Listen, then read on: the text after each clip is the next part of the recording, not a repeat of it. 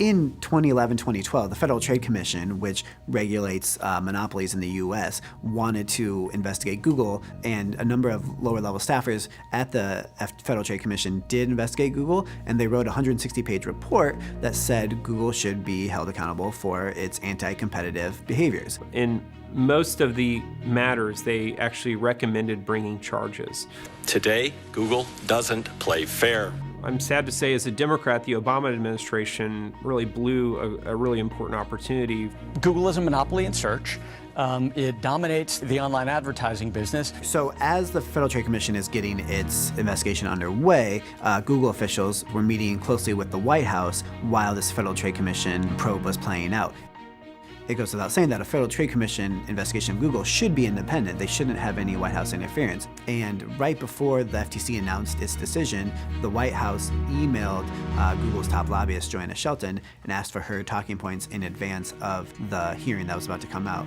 Google is one of the biggest lobbyists in Washington, and their lobbying, at least under Obama, was quite successful, especially during his second term.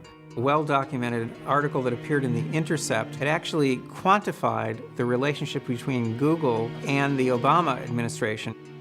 An antitrust investigation against Google by the FTC was very suddenly and mysteriously dropped. The White House clearly wanted Google to get a favorable result. They ignored the recommendation of the career staffers that suggested they bring a lawsuit against Google. Years later, an internal report from the FTC had concluded that, in fact, Google was in violation of U.S. antitrust laws. Sadly, the FTC as an entity and Google, their incentives are sort of aligned to try to cover up this mishandling of this case.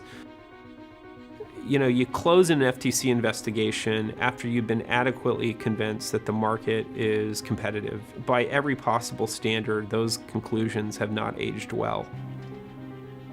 There's a problem. There's a problem here in that